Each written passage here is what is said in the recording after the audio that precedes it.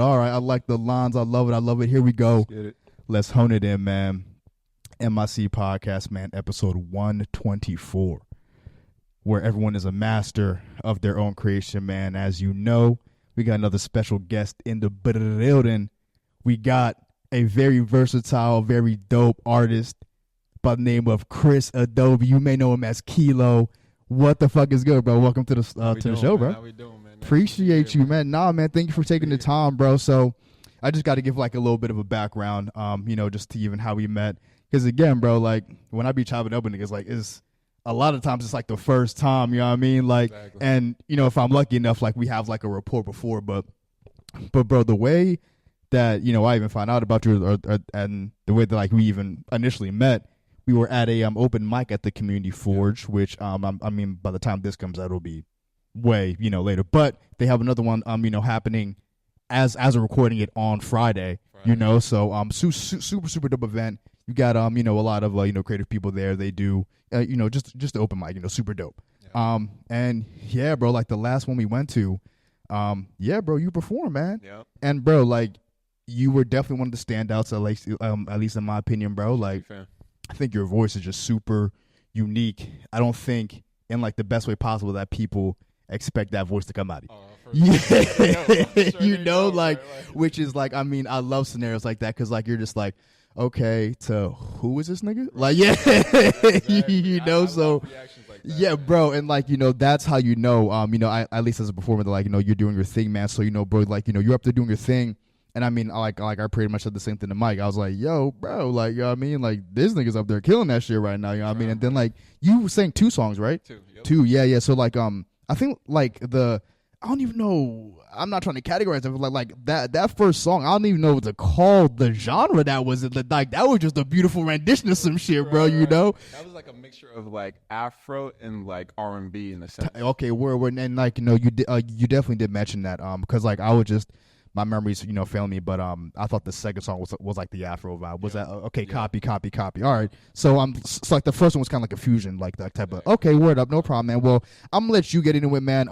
Just in detail, but just kind of hopping into it, bro. Like, and we were just talking about this off camera. You're not from Pittsburgh originally, right? From Jersey originally? Jersey. Okay, word, yeah. And then yeah, I mean, shit, bro. Like, what brought you to Pittsburgh? Like, so right now I'm in Pittsburgh for school. Okay, so I'm in nursing school at the moment. Okay. I'm here for about 16 months. So right now, 3rd semester, 10 months in. Okay. So I'm here for 5 more. And then, yeah, I'm probably going to end up going back to Jersey, but we'll see. Yeah, we'll play it by ear. That's fucked up, man. You gave Pittsburgh a little vibe. You know what I mean? You about to dip the fuck out. Take it back to Jersey. Pittsburgh is lit though. You feel me? Nah, like, facts. Vibes all around. Of course, bro. Of course, and I'm sure you've come to learn that just even in your time here, and like we'll definitely get into what opened your eyes as far as that for you in the city. But as far as Jersey, bro, like what part of Jersey did you grow up in? So more so North Jersey. Okay. Are you familiar with like Newark? Oh yeah, I mean yeah. yeah, of course, 10 minutes from Newark. Okay, word. A small town called Union. Okay, word. Okay, Union, bro. I mean, low key, I did live in Jersey like a quick stint. I don't even call it living there, but at a point in time when I was in college, I was my family had moved there, and I mean again I was in college, so like I was at that crib probably like 2 times. You know what I mean?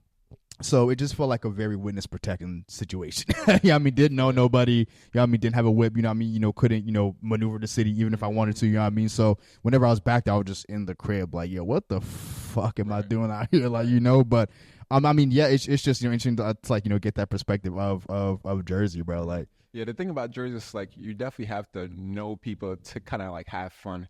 We're mostly predominantly known for like our jobs and like just being close to New York and somewhat close to Philly. Yeah, right. But yeah, other than that, yeah, mostly our jobs, to be honest, and like who you know. Yeah, facts. Yeah, so I could see how like could have been like super bro.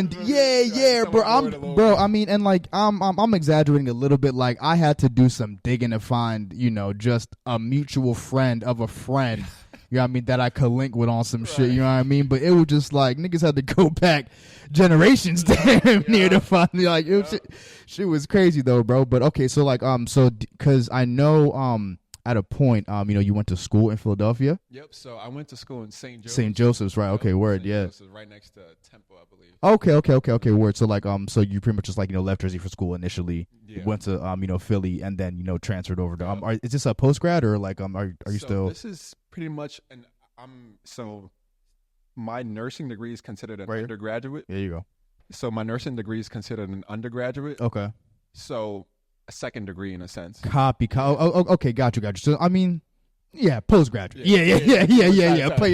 Postgraduate. Okay, right. No. Word. So and just even speaking about your music career, like, was music always like your main creative outlet? Like, did you kind of explore other things first before kind of gravitating towards music, or was it always a part of the mixture? So ultimately, growing up around like age 10, 11, I would, sing in like the choir with my sister. Like my sister would like be like forcing me to sing with her like on stage and stuff, and I'll be like really nervous telling her like, I don't feel comfortable with like singing in front of people yet, especially being so young. Yeah, right. And like the more that I got comfortable with just expressing myself to other people. Facts. And just being comfortable with being up there on a stage and just singing. What do you think led to that comfortability? More so, the feedback I got from other people. Okay, yeah, and right. the feedback I got from even my family, right. in a sense. And like over time, I was like, okay, like I could do this and like I could progress in this. And, as time, progressed, I definitely would say I grew and I developed into more of an artist. Yeah, right. Sense. And I'm still developing. For of course, sure. No, absolutely. And you said your sister kind of made you a singer. Like she so like in church, she would want us to like, let's say sing like a gospel song. Yeah, of course, and then. Of course, I'll be very hesitant to do so, but she would try to persuade me more and more, and especially she knew I had like a decent voice at the time. Right. So I was like, okay, bet, like let's do it.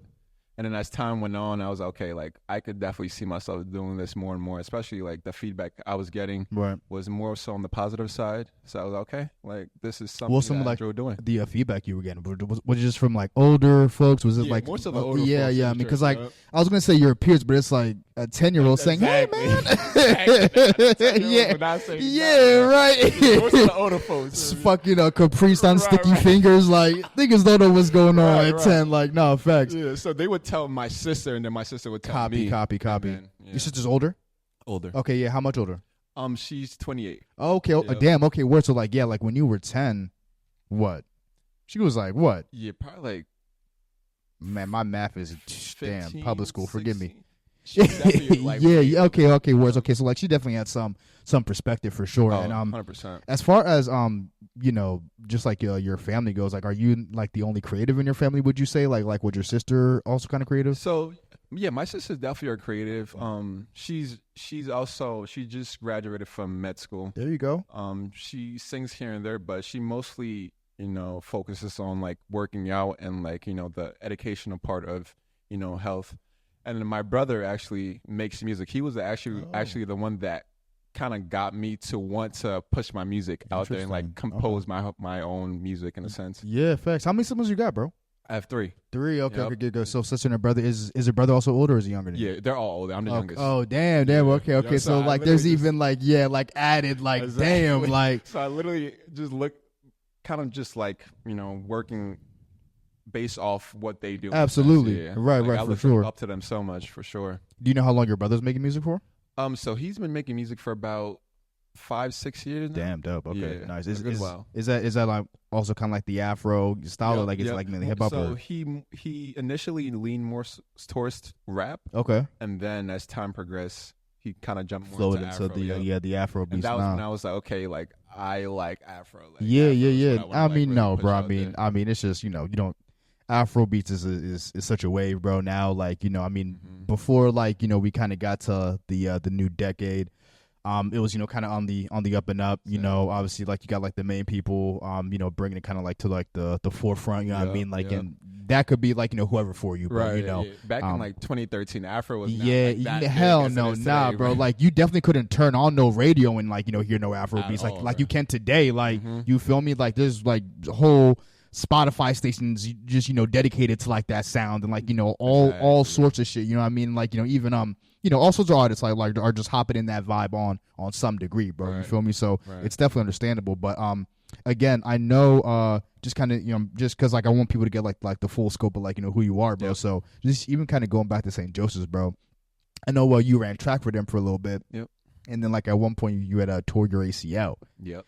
And I was just wondering, man, just because I know coming back from an injury takes a lot of mental fortitude. You know what I mean? Especially if you get injured doing a sport that you fuck with. You know what I mean? It's just like sitting out with the fucking injury. It's just like the most like teeth grating fucking thing in the world, bro. So like I just like did anything from that? Like did you pull anything from that experience at any point just when it came to making music?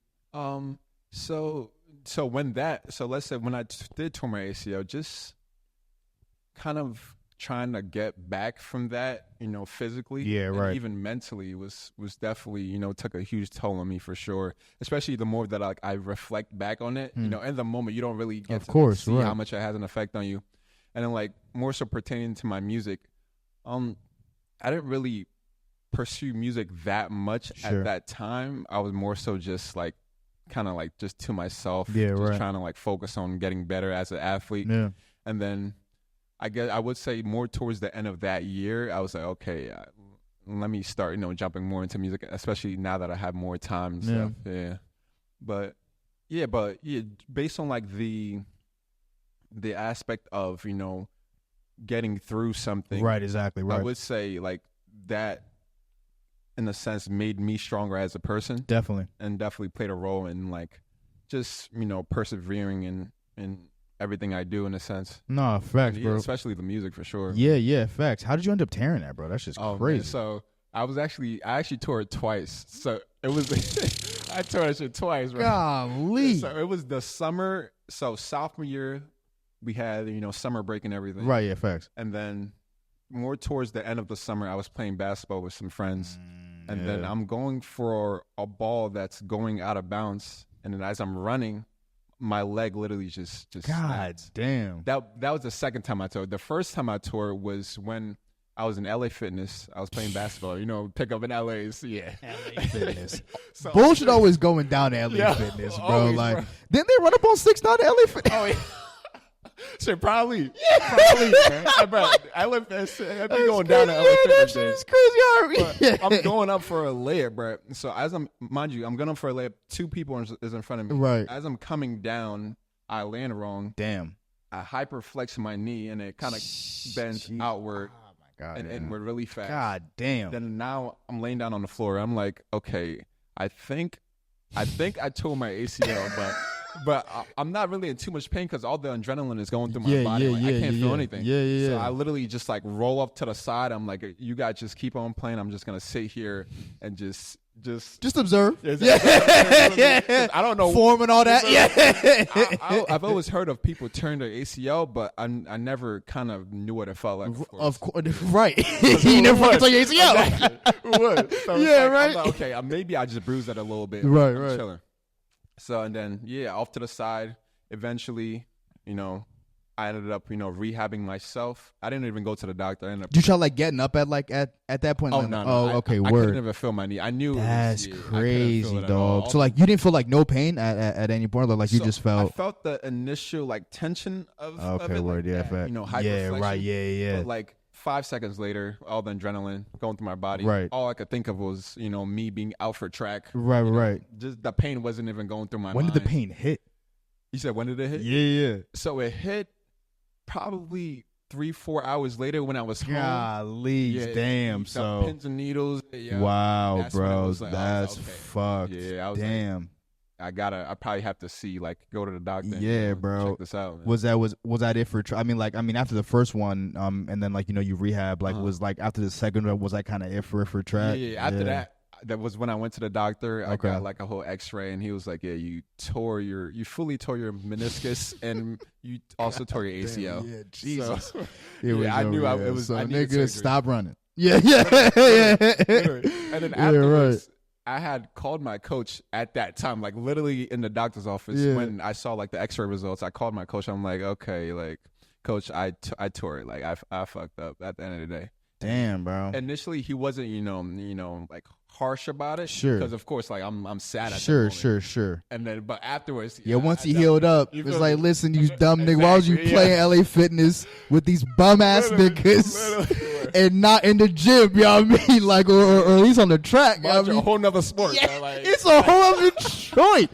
Like we don't got you on scholarship for this shit. Like, crazy, man. That's crazy, man. You know, I'm sorry to hear that happen. You know what I mean? But it's just like, you know, I mean, you know, now you have a whole, you know, music career now, and like I feel like that's, you know, also, you know, something like you're passionate about. So sure. I don't want to say like, you know, you tore your ACL twice for a reason, but it's like, you know, life just kind of take you wherever, exactly. And you know where you land, it may not be like initially. You know what I mean? Like, you may not like where you're at, or you may not appreciate, you know what I mean, like where you're at in the moment. But like you said, bro, that hindsight be 2020. And it's like, you know, looking back, it's like, damn, you know what I mean? It's like, you know, it sucked in the moment, but like, you know, I'm at where I'm at, and I appreciate it, and I fuck with it, and I wouldn't, you know, have it any other way, bro. Right. So you feel me? What doesn't kill you makes you stronger at the end of the day, I mean? And like mentally and even physically, I would say like it helped me a lot. Of course, with, yeah, absolutely. Just being able to, you know, persevere through, you know, different complications. That's what I'm saying. No, bro. I mean, like I didn't know that you fucking tore it twice, bro. That's fucking twice. Damn, so that's teed. Playing basketball both times. That's right. Yeah. Right. I ain't touched basketball. That's what I was saying. Like maybe stick to 2K, like a virtual setting. You feel me? But no, bro. So yeah, again, man, just, you know, even kind of, you know, fast forwarding through that, man. So like, what was life looking like for you when you decided to, you know, pursue music?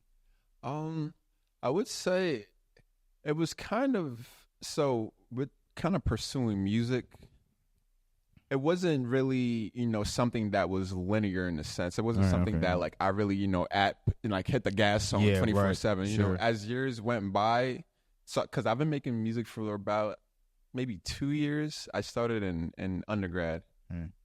Yeah, about 2 years, and I would say like the more time I had, the more I was able to actually like focus on my music, and you know, the more things I went through, the more things I had to talk about. Because ultimately, where I get like my sort of, you know, motivation from to write, ultimately it's through the things I go through. Of course, like, right. Like any true artist. I can't write if like there isn't something I'm passionate about to write about. Right. So I would say like through the things I went through, that's kind of what, you know, just made, you know, just the process of, you know, composing so much, you know, more interesting and worthwhile. Of course, right. Yeah. No, definitely. And because like even like, cause like we're kind of jumping around. So like you said, like you've been, I know like you released your first single 2 years ago, but and like as far as, you know, releasing goes, like, you know, like you've been releasing for 2 years, but were you making music prior to that?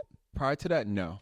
Okay. Yeah, prior to that, I was mostly just singing songs that weren't mine, essentially. From okay, or just like covers and all that. Yeah, mostly covers. Okay, yeah, right. Like, okay. A lot of like, you know, covers by like Adele, Rihanna. Yeah, like, right. That was the song I sang at the open mic. It was Stay by Rihanna. Right? Oh yeah. But I kind of added my own twist to it in a sense. Damn, I thought that was an original joint. Right. That's crazy, right, exactly. Bro. Okay, word. So that's what I like doing. I kind of like, you know, taking songs and kind of like twisting them into like my own version of it. Okay. Yeah. No, for sure. No, bro.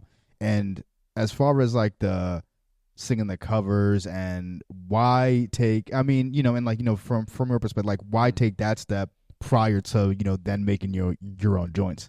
Mostly because, you know, growing up, those were the songs that I mostly listened to. Okay. You know, and those are the songs that I know how to sing and I know the words to in a sense. Right. So it's like when I sing those kind of songs, those more so slower kind of songs, it kind of makes me feel something. And growing up, that's what. I did feel, you know, certain things when I would sing, you know, your slow songs like Someone Like You by Adele, or Stay by Rihanna, or your John Legend songs. Yeah, right. You know Facts, yeah. And like, you know, growing up, those songs were the songs that like I sang a lot. Facts, like, yeah. You know what I mean? Like a lot. So like they just feel like not to cut you off, but like it felt like more natural to you. Like so much okay, more word, natural, yeah, that makes sense. Word. Yeah. Okay. Very natural. And then so when you know, you're kind of going through like I mean like how long were you singing covers for, like would you say? Probably like 5 years, probably. Were you releasing these on anywhere? No, okay. Really? Okay. So like were these just like open mics and like open much mics like or that? like maybe recordings or like I even have a lot of songs that I was singing with my sister. Yeah. That's like where like I really like began to like sing in public. Okay, songs yeah, with okay. my sister, and then she would play the guitar. That's while I hard. sing right next to her, and then I would harmonize with her. Yeah, for the that's most hard. part. And that's where like I kind of knew how to like harmonize more. Interesting. Yeah, and then like so now when I'm like recording now, in terms of like harmonizing with my vocals, that's where like I kind of got used to getting to know how to harmonize in a sense because I harmonized so much with my sister when I was younger. Okay, right. And excuse me, like how integral would you say like your sister playing like I'm not sure how much of a part she plays now, but like just really in like the just like the creation or like the genesis of like your music career, like would you say like she's pretty pivotal in that for you? Yeah, for sure. Okay. She's actually the reason why like I kind of got more so into guitar. Oh, like, so I got into guitar about a few years ago. Okay. But I only knew how to play like one or two songs. Yeah, right. Recently was more so when like I kind of starting to learn like certain keys and like learn how to play certain songs. You know what I mean? Yeah, but yeah, back then I only knew how to play one song and that's it. Yeah, facts. Sorry, yeah. I saw just even on IG too, bro. Like you were this one dude was like playing a guitar like you like dropped like 3 years ago. Was that also a cover too? Yeah. What was that a cover of? Yeah, that was a cover. That was this song called Yellow. I think it's by called Coldplay. Yellow.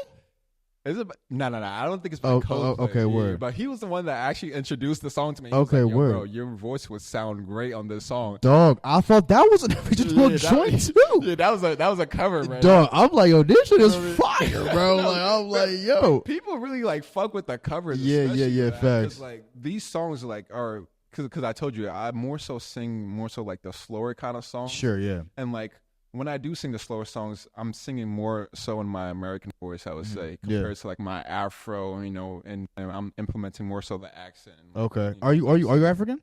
Yeah, I'm Nigerian. Oh, okay. Oh, word. Same, bro. Okay, got you. So like again, that makes sense. We're like, yeah, bro. So like that makes like sense. We're like that kind of fusion and like you kind of like in and out of that. No, that makes sense, bro. And just I mean, bro, like now that like I even know that, bro. Like, so like when you decided to pursue music, I mean, like what was like the feedback from like your fam? Because like I know how that can go. Right. So the first song, Us Together, when I pushed that out, I got a good amount of feedback from like the public, and my siblings were very supportive. With it, for sure. I didn't really, tell my parents too much that I was putting out music. Right. I think I told them like probably a year later. I was just like, Mom, you want to hear this song? Yeah, bro. You got to tell Nigerian parents after you do that shit, bro. Exactly. You got to be 18 years in that shit and be like, yeah, by the way, I started your music career. It will motivate the shit out of you. Yeah. Unmotivate you. Yeah, right. Fact. I was like, let me wait till I can actually. That's what I'm saying. Doing this shit. Yeah. Exactly. Right. No. I know that all too well, bro. So when did you make the switch from like, just saying, all right, fuck the covers, I'm actually like write some original shit? Yeah, so more so around my senior year of college. Okay. That was when this girl I was talking to, I ended up telling her that like I sing, and I ended up singing for her, and then she told me like she's like, okay, like you have a really good voice. I have this producer that composes and everything, and also works with like a bunch of artists. And then she ended up calling him, and then I ended up singing for him too, just to like because why not? The big pause is just like, all right, you had his number a little too accessible. Where'd you get that information? Why do you have that number? That's how me though. The producer was like, okay, thank you, but we'll talk about that later. This girl was more so somebody that like I had just met like probably like last week. Okay, we're copy. All right, word. So she ended up calling him. That he's like, yo, bro, like I'll be definitely down to like record something for you. And I'm like, okay, bet. Like I've never been to the studio yet. Okay. So, eventually we ended up, linking, and then, the rest is history. He kind of like recorded that song for me, Us Together. And and then we just put it out on like streaming platforms. Okay, word. And like, how was the like recording process for you? Oh, it was so fun. Like I because we recorded it in his basement. And like, oh my God, like great equipment, great vibes from him specifically. His name is Jay Hick. Okay. That's his name. Okay. But yeah, great vibes overall. I feel like music especially comes out so much better when you actually, mess with the people that you're making music with. Absolutely right. Yeah. So facts. it's like the vibes was just there, and like after that, I was like, okay, I kind of want to, keep recording music, especially with him. I still work with him up to today. Yeah. Right. Yeah. Do you think like by the time that like you started like actually like recording yourself? I mean, because it definitely wasn't it was the first time you said like you were in the studio. Yeah. But I guess, recording your voice and, kind of like it wasn't necessarily the first time you were doing that. Right. You know what I mean? So like, like initially, like, do you think that experience, like, obviously like, that experience definitely helps you going in. But like, as far as like you making your first song, like, was there stuff that, maybe you didn't realize that, you would have to maybe consider or like, kind of like, take into consideration? Yeah. So making a song with somebody else so let's say a producer that's, mixing and mastering your vocals, it's definitely different than, doing it yourself and recording your own, voice yourself in a sense. So when it comes to like, doing the different harmonies and like layering your voice, you get more leeway when you're recording your vocals yourself, because you can go back and do this and that. But like, say when you're recording with a producer, it's kind of different, because now you don't want to like be annoying and like ask him to like layer this vocals like 3 times, and like let's say you don't like how this this sounds, you would like kind of want to go back and like change it up. So it's like, then at that time, I kind of knew that I wouldn't have too much leeway with switching up certain things, so I would kind of have a layout of how I wanted the vocals to sound,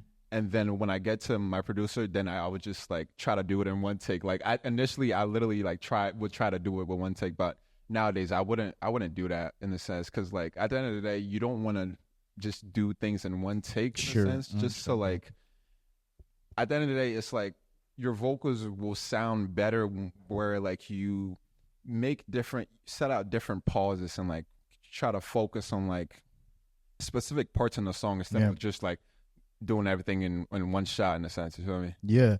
I mean, that's an interesting take. I've never heard that take before. So like you don't, so like if something is done in one take, you don't think like that take is like, you like to double up on it? Yeah, I definitely do like to like, or like do things in like different parts in a sense. So let's say, I'm recording a song that's 2 minutes long.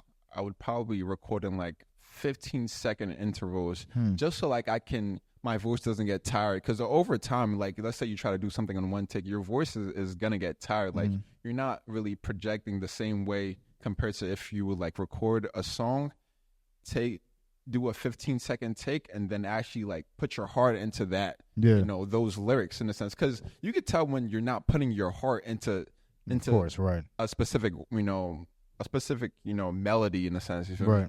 No. And like who opened your eyes to that? Because I mean, just off the top of my head, not only person, but like just a glaring example of that. I mean, you watched the Billie Eilish documentary when like her and her brother, like they recorded like 80,000 different takes of like whatever song they were trying to make, and then shout out to her brother, bro, because he would take like the A from take 4 and then like the pause from take 89 and then like and then mix it with the harmonization from take 406, like all sorts of, and then obviously niggas want a Grammy for that. You know what I mean, for this shit. Literally. So they have some idea of like you what, have so much to work with. You can go back to those takes and then listen to like what specific parts kind of fits into the whole production. You don't think that's like kind of like tedious? I mean, like, oh yeah, it definitely is dumb tedious, obviously, but it's just like you don't think that, because I feel like in some instances, that works beautifully, but like in others, I feel like the juice may not be worth the squeeze. You know what I mean? So I mean, like, what are your thoughts on that? So it definitely has its pros and its cons. Like, you don't always record like that, do you? Or do you? Oh yeah, not always. Okay. But for most of my songs, I would say I did, because usually when I'm like nowadays when I'm recording, since I don't have my producer right next to me, I would record by myself and then send like the stems to them. Okay. So like the takes would be a lot, because I'm like, especially with like my vocals, I'm like really a perfectionist. I want things like a specific way, right? In a sense. So it's like when it's not, I need to record again. I got to do it again. Okay, And yeah. as tedious as it may be, but like ultimately it's kind of part of the process. Yeah, no, I mean like it's more tedious again, like on the producer's part. That's what I'm saying. Like I'm not sure how involved you necessarily are on the technical aspect, but the producer might just be like, "Yo, for sure, nigga, we're using this tape. Fuck it, like yeah. He be going through it, bro. Nah. And I like again, just being able to watch Mike work, super closely. I just kind of like I have a sense of like how how that could be. So and just even bro to that point, man, the producer that you work with, man, that is so I mean like when you first met him, was it just up from there? Oh yeah, pretty much. Wow. There, it was just up in the air. Like, we vibed, like personality wise, we vibed. In terms of music. Yeah. It was the vibes were there. And in terms of like the production, like the way he kind of mixed my vocals. Yeah. And like after the next song, I was like, okay, like this is now it's a sense of yeah, like that understands what I want. Facts. In terms of like the overall production. Definitely, man. I feel like you lucked out in that aspect a lot, just because like to meet someone that you're willing to collaborate with again and again, just off rip, bro, like is crazy. Exactly. Bro. Yeah. It's not a lot of people you would want to do that with, but you feel me? Yeah, ultimately, I guess it was just meant to be, bro. No. Yeah, absolutely. So, I mean, like, do you still work with him? To this day? Yeah, to this day, yeah. I haven't, released something in a while, but the last track I released, he was the one who, mixed and mastered it. Okay, yeah, facts. And as far as the technical side of that goes, do you plan on like learning any skills in that field? Are you just strictly singing or? Yeah, so after school, I definitely do want to learn. Okay, word, yeah. Of, yeah. Like when you have more mental, yeah, because right now you're definitely pursuing a very just engaging degree. It's gonna require all of you. Yeah, right now my brain can only take so much type shit. Yeah. Because I'm also in an accelerator program too. Of course, yeah. Right now in the summer, everything is very, condensed and fast paced. Yeah. So right now it's definitely takes a lot of, Nah, bro, it's a family brain. full of doctors. You definitely Nigerian, like, yeah. Like, the parents. Yeah. Just the whole medical team, medical ninjas. Engineer, yeah, fact. Doctor, like, dog, I had to deviate, man. I'm like, yo, communications degree, me, nigga. I'm out this, yo. You niggas were bugged out. Niggas want me to be a doctor. You niggas do not know me, nigga. Communications, yo. I'm out. Yeah, what is niggas talking about, bro? Like, come on, son. Nah, bro, but man, no. So I just want to kind of just dive in a little bit deeper to know like the songs like you actually have out right now, bro. So and like you touched it early touched on it earlier.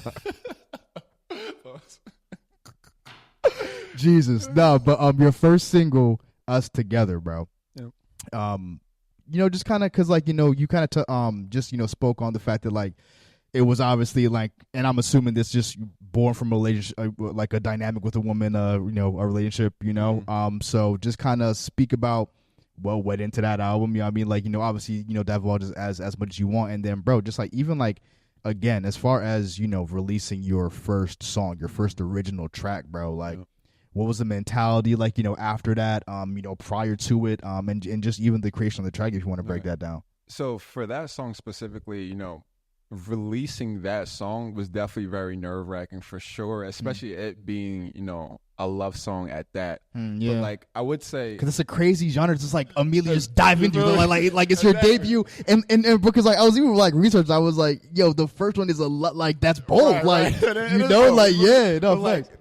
I found, especially about me, that like I love talking about love in a sense. I love singing about love and like just composing something that other people can resonate with for sure. Just understand as love. Right. It was, I knew that the feedback was definitely going to be good as long as the song was good. And like I remember before I even released that track, I was with my track boys in a car. I'm like, yo, like literally told them, I'm like, I'm about to drop the song, like, let me perform it for you guys, like in a car right now. That's like crazy. We could like put the audio on right now and I'll perform it for you guys. And just let me know how that is.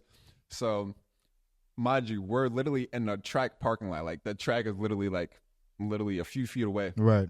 So we're in the car. I'm like, okay, bet, like, let me just perform for you guys. So if you did hear the beginning part is like baby, baby, baby. Yeah. Facts. I'm like, I'm singing that shit. Like I'm like singing, full performance mode. Yeah. So and then afterwards, my boy Lottie, he's like, yo, bro, like that shit is fire, bro. Yeah. I'm like, oh, you think, bro? Like, plus you just got the live performance, so like you hear it. So yeah, right. Like, yeah, bro. Like it sounds good, but like that would be something that like he would listen to in a sense. Yeah, it's crazy. So and then my other boy also said the same thing. So like after that, I was like, okay, bet. Like at the end of the day, this is a good song. This is something that people can, listen to, and something that the girls can, that vibe with, bro, because they fucking dictate the taste. You know what I mean? Right. Like, if the women like, it's like, yeah, no, you know what? I just gotta fuck with this. You know what I mean? No, I do listen to, The girls like, everybody I actually did catch a few tracks from Sexy Red's, like, yeah. So like, and even like up to today, it's like I had so last summer, I believe it was last summer, 2 days ago, I had like a little music kickback. Facts. And like that was one of the songs that like pretty much everybody knew the lyrics to in a sense. And like just thinking back at that, I'm like, okay, like I was right. Like that song in a sense, the more repetitive kind of songs that are like catchy and people can relate to are the songs that like people will ultimately remember. Fuck with, yeah. Do you feel me? Nah, facts. So I mean, so that was before like the joint in the car. Was that before you released it? Yeah, that was before I released it. Okay, where? So I mean, when you like post release, like I mean, what they say? Did they like reach out or like? Oh yeah, people was fucking with it because I remember I posted 2 posts on Instagram for that specific song. I remember the first post I did, I got so much feedback on Instagram, and then I believe that was like the second post I made of like me singing in a sense. I think it got like maybe like 300 likes and like over 100 comments. So I'm like, okay, like the people, we got something here. Yeah. The people fuck with it. So it's like, okay, let me build off of this and just push it more and more. Types, nah, man. And like, I mean, what was the situation that like inspired the song? So pretty much just love. There wasn't somebody specifically. Okay, word. But people, just that feeling. People ask me that a lot. Like, Like who is she? Girl? Kris. I'm like, no.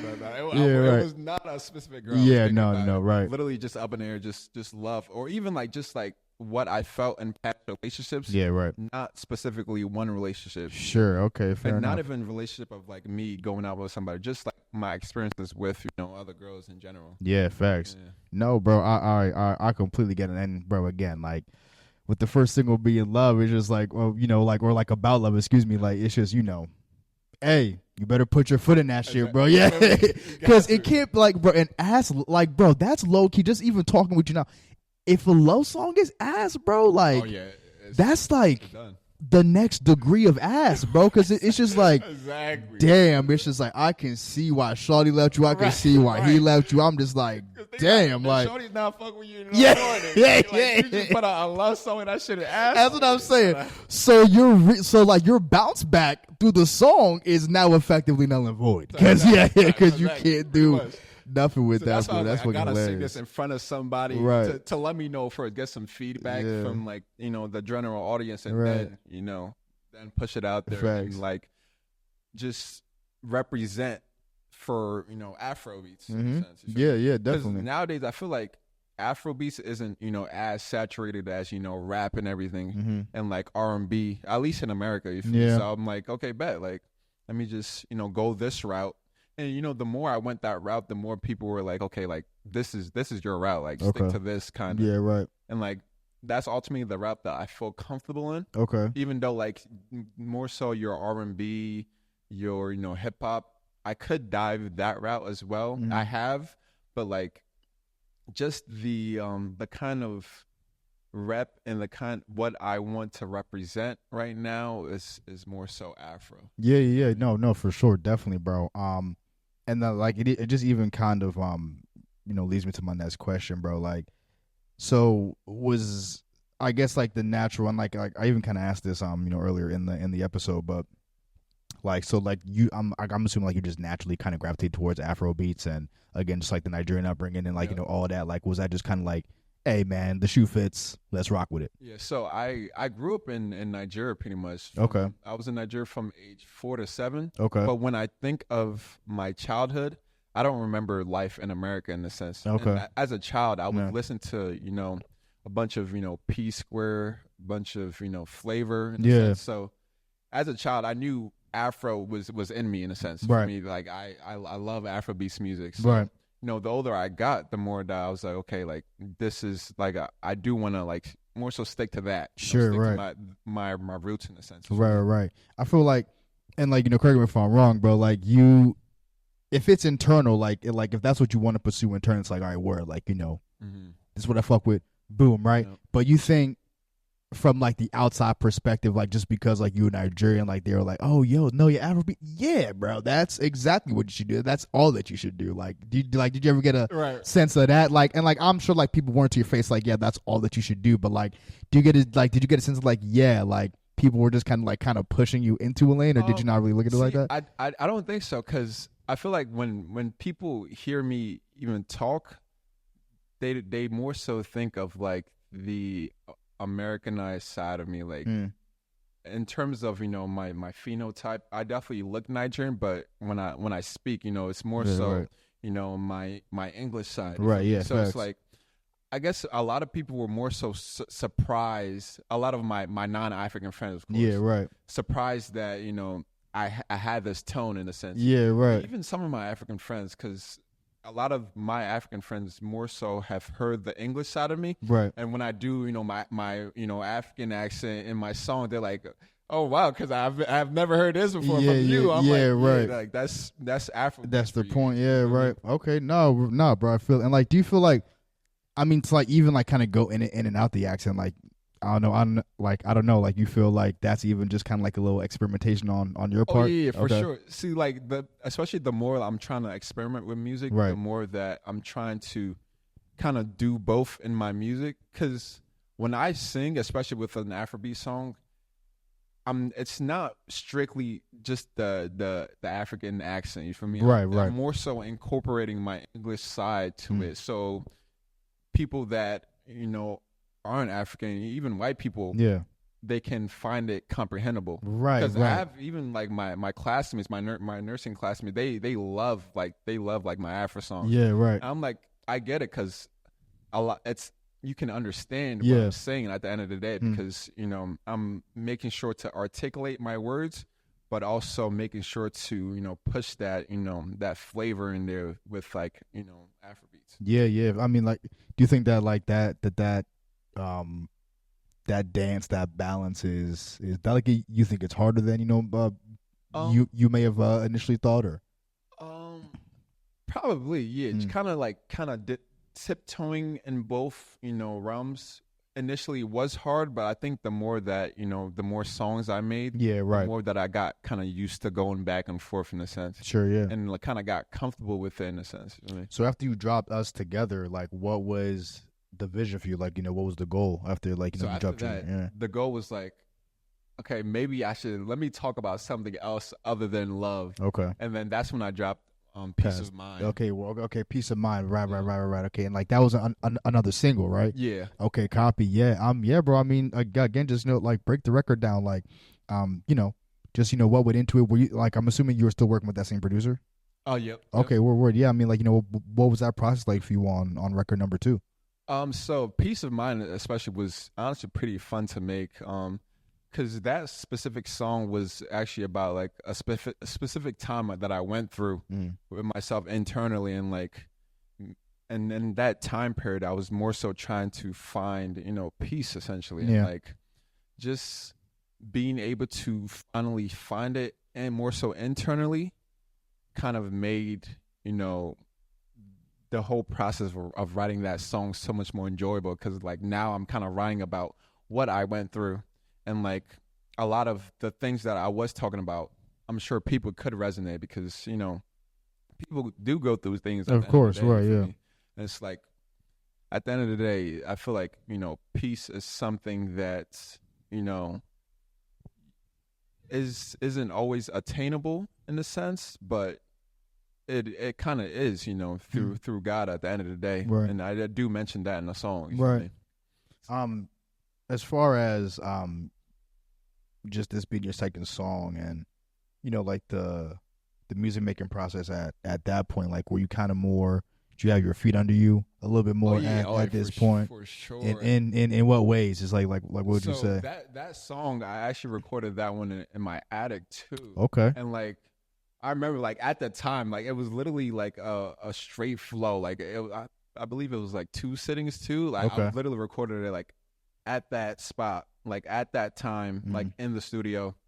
I literally, like, the lyrics were coming to me, you know, thinking back and reflecting. I'm like, okay, yeah, that's going on there, bro. Yeah, right. And then the second sitting, I'm like, okay, like I'm literally about to finish this, and like I'm having so much fun with this, and that's kind of when I knew I was like, yeah, I kind of wanted to like start making a lot of songs like this too, for me, that more so talk about the things that we go through internally, for me, and things that people probably go through and things that people couldn't resonate with. Yeah, no, definitely. And what is your like creative process like? I mean, like just as far as like, are you just pretty much sitting in front of a notebook thinking of like, all right, what the fuck am I about to write? Or yeah, like, so honestly, it depends with the song. So with certain songs throughout the day, let's say I'm at work, I would literally think of something and then literally put that in my notes so I won't forget. You feel me? Or like think of a certain melody in my head and I'm like, okay, I'll literally go on Snapchat and then like sing the melody on Snap and then save it. Yeah, I probably have done that with like most of my songs, to be honest. Because if I don't, or like voice memos or some shit. Yeah, right. If I don't sing the melody, I'm gonna forget it. And melodies, especially, are very crucially important to, you know, how the whole song's for sure. Right. Yeah. Because especially nowadays where people aren't really even listening to the lyrics that much as the melody. Right. But like I try to like incorporate the best of the two, you know, for sure, melodies and the lyrics. Yeah. So typically, you know, just writing in my notes, or you know, just let's say if it's coming to me at that specific time, I would just you know, just express it then. Right. Nowadays, I would say now that I'm like recording my own things and sending the stems over to my producer, I would say it's kind of become more harder to kind of create when I'm not in the studio, because like either I'm in school or like I'm doing something that, you know, I'm busy with. But like when I'm like actually, you know, creating lyrics to add into my song nowadays, I would say it's more so during the time I'm in the studio. Okay. I would like just, you know, whatever comes out kind of is what I'm going to stick with, kind of. So it'll be multiple takes and then pretty much just kind of letting myself express myself any way that I can. Yeah. And then the lyrics that I do like, that's what I'll stick with. Yeah, right.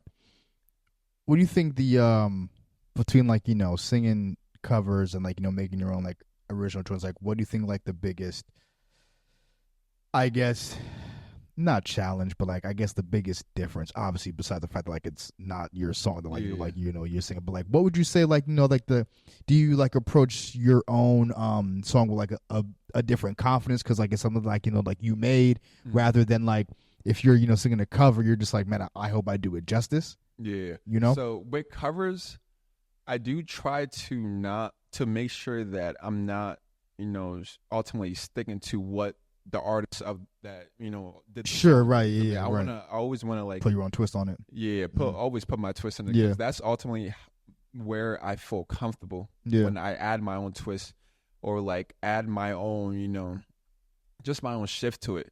And then when it comes to, you know, composing a song now, that itself, I would say, has been more so harder now that I don't have, you know, enough time to actually put my mind towards the music. Right. And like my mind is mostly towards, you know, school. But like, yeah. I'm sorry, what was the last part of the question? Yeah, no, I'm just like, what like do you think like the biggest differences between, you know, making your own music versus like a cover? Like what like a cover, is there like a sense of like, oh, like I hope I do this justice, versus like the natural confidence, I say, just like, you know, kind of singing like, you know, your own song? So let's say I'm composing my own song, right? I would say I've been very picky with what I want to like put out and express. Right. So in terms of kind of, you know, utilizing my own creativity, the confidence is usually there when I'm consistent with it. Let's say if I'm not consistent with it and I'm just trying to, jump in there, like how I've been recently. Yeah, right. It's definitely way harder because now I'm not really used to doing this as much because I'm not consistently in the studio. Yep. And two, it's like I'm very indecisive and picky with what I think sounds good and what I think my audience wants to hear, kind of. I see. Okay. But like, in a sense, it's ultimately about just giving yourself grace and just putting out what you feel is right at the end of the day. And because music is very subjective, and everybody will resonate with different things at the end of the day. As long as you like something, then I believe you should put it out there. That's what I'm trying to learn right now. No, absolutely. Facts. No, definitely. And like, how much credence do you give to feedback? Like, you said what? Like, how much credence do you give to feedback? Like, I mean, feedback is good. It just, like, just as far as, like, it just gives you a gauge of, like, where people are at, like, we know what they're thinking. But, like, how do you separate that between, like, all right, like, I appreciate the feedback, but, like, I'm also going to follow my own, my own drum. Yeah, that can be very hard. Absolutely. Because especially with my music, I am, I would say I'm pretty sensitive with it too, especially if I'm talking about. Bro, it's your baby. Like, literally, like, you took a part of your soul and put it out for people to listen. Like, how can you not be vulnerable about what people say about that shit? So like when I do get criticism that isn't good, because usually the criticism is good, but when it's not good, it does take a. You start slapboxing. I'm like, oh shit. But then I tell myself, I'm like, but you also need this because not everybody is going to like you. Right. Obviously, right. Yeah. Like, you also need, and your music isn't perfect at the end of the day. Take constructive criticism as it is, but you can also use it to your advantage at the end of the day. Sure, right. It doesn't always have to be, depending on like how the person says it and like if it's constructive or not. You could tell if it's like mad, like you can tell if it's constructive. Exactly. Versus like, all right, nigga, I might have to slap. Yeah, like you might get a slap or two with the way shit is being said to me right now. It's gotta be constructive. It can't of course be like, try to tear you down or like attack. Yeah, right. Yeah. Like when I do get things like that, I'm just like, okay, like. Right, but it's like is it like it's always online, right? Like no one was ever like, nah, right, yeah. That's what I'm saying. Right. Like no it's one been constructive for sure. Type shit word. And so like not but like just like I definitely understand all of that just because like bro, like we look for constructive criticism. Mm-hmm. Yeah, I mean, and it's just like, okay, like this is gonna like you kind of take what you can take from whatever criticism it is and like spit out the bones as far as like, all right, like I need this, need that, he's right about this, like he's like got a point about that. then like the other shit you can just be like, all right, like no, he don't know what he's talking about, so like it's you gotta pick and choose. Yeah. No, facts. So bro, just even because like 2 years into like making music, bro, what was like something that struck you as like, all right, damn, I didn't expect this when like you're pretty much starting your own music career? Like it's just like what aspects overwhelmed is not the word, but it's like kind of like struck you as like, okay, damn, I didn't know this was a thing, or like So overall, probably how much money it takes pretty much just to talk really about that, the other just day, push your music out there at the end of the day, right. because let alone make it. You feel me? Right. It's nowadays just good music isn't gonna cut it. It's like you actually need the finances to push your music to the right audiences at the end of the day. Right. Especially as like inflation is increasing more and more. Absolutely right. People are taking advantage of like just the aspect of just generating money in the music industry. Right. And like I get it. It's like in order for you to utilize certain generators to put your music out there, things do cost money. Sure. That's why I'm like, I feel like the more and more I'm like kind of perceiving music, the more and more I'm like, okay, like I need to get my money right too. Absolutely. In another aspect. Right.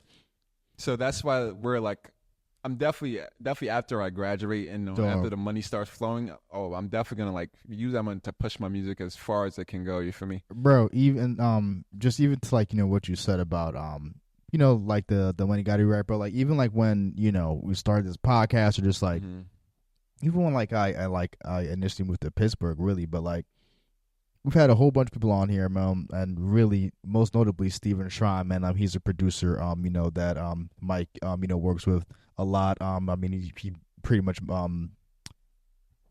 produced a good amount of Mike's last album, if not damn near all of it. You know what I mean? But including Mike, I'm sure Mike had I'm sure Mike did definitely had a hand in mixing and mastering of his album for sure. But he definitely works really closely with Steven Shrine. But I say all that to say that Shrine was just speaking to what it takes to be a creative as far as like that work-life balance. Yep. You know what I mean? And just having that, like, listen, if someone's knocking on your door for rent, it's gonna be harder to make music. If your stomach is growling, you feel me, it's gonna be harder for you to make music. Exactly. I mean, it's like you got to make sure all that shit is right.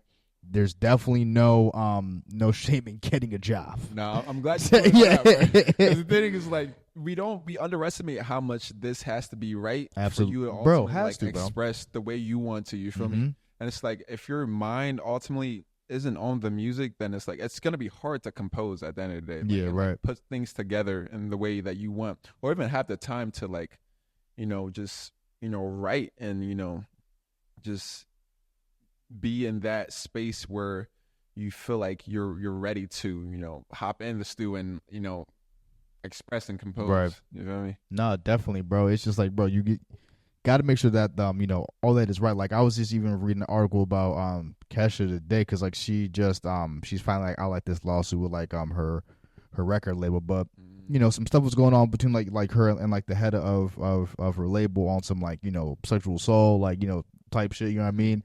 And like her, like, after the lawsuit had finally finished, like they're going back and forth for like 10 years. You know what I mean? Just like over her over her music. Be, right. You know what I mean? But like, it was just a quote that's just like, if you're in a state of fear, it's tough to create. You know what I mean? So and then like she just like speaking to her experience, so like you saying that, it just kind of even brought me back to that article. Like, yeah, damn. Totally. I mean, like, bro, you can't, like, if you're in fight or flight, it's tough to create, bro. You can't, bro. Yeah. You can, but it's hard. Like, can you even really? It's just like, like, I mean, but it's just like, so much unrest. So, yeah, bro, right? But even going back again to your projects, bro. So, dropped Us Together, dropped Peace of Mind after that. Then I think you dropped Us Together like fall 2022. Yeah. Okay, and then like Peace of Mind was like. Like, that was like kind of like later last year, right? Peace of Mind was like December. Yep. Okay, word. And then you had Past 12. Yep. Past 12. So like that was like your first like EP. Yeah, pretty much. Yeah, so like, I mean, what led to, so like between Peace of Mind and Past 12, like what made you be like, all right, like I'm in the mood to like release a collection of songs now at like at this point. And then again, bro, just at this point, this is your third, I guess, piece of content, like, you released overall, and at this point, what do you have under your belt that's making this process smooth? And like, again, like, this is like you're working with your producer again, you know what I mean? So like, there's like a flow there. So like, what was the process like in making these? And then like the 2 songs on that EP, like, what inspired those 2? Yeah. So at that specific time, I think I took a little bit of time off from making music, and then as I started getting more and more feedback of people telling me that like, yeah, like, start making more, like, because why not? Like, people want to hear, and you only have literally 2 singles out, so that was when I was like, okay, I should probably drop an EP then, or like at least 2 or 3 songs at a time, because usually it was just like singles. That was all in my mind, just singles. Yeah. But like after that, I'm like, okay, bet, like, this EP will probably take me a good amount of time, because usually songs do take me a long time, not super long, but a long time, especially since I'm like very indecisive of what I want to write about.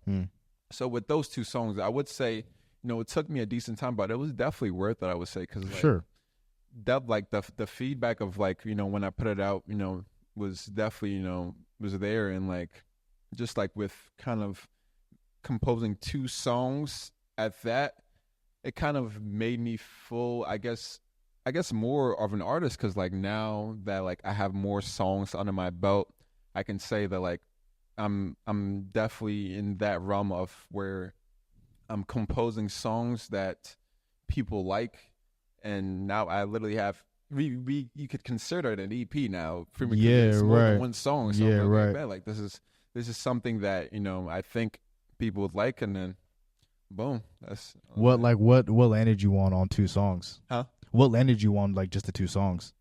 Oh, you said what landed me there? Yeah, just like the amount. It's like why just 2? Honestly, because like I knew more than 2 would take me Mad a good long. amount of time. Yeah, facts. Plus, yeah, that's fair. I was in school at that time, so Yeah, right. Like, I was like, okay, let me just fucking. I only have time for 2 at this yeah, point. Yeah, facts. Nah, facts. But like as I know, as time progresses, I'm definitely going to like compose more EPs or even full albums with more songs on there. No, bro, absolutely, bro. And like I'm just gonna like because I just want to give people the timeline. So like you drop past 12, and then after that you dropped another EP. This one was called I got it right here. This the past 12. Yeah. Then this day. This day. I mean, a little bit of like a more up, like up vibe on this one, So like, yeah. So that was my more favorite EP. Yeah. I mean, because like again, past 12 is kind of like the other darker mood, you know what I mean? Right. But like yeah, you know what I mean?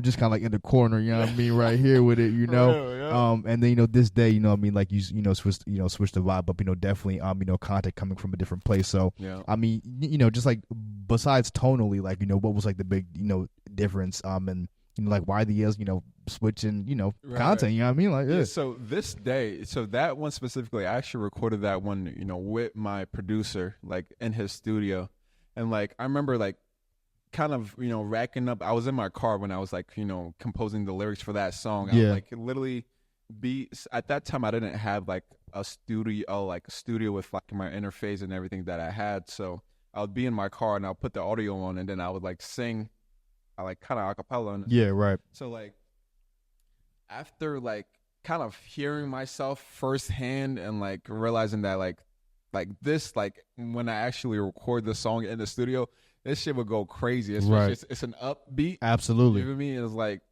after that I was like, okay, bet, like I have to record this in the studio.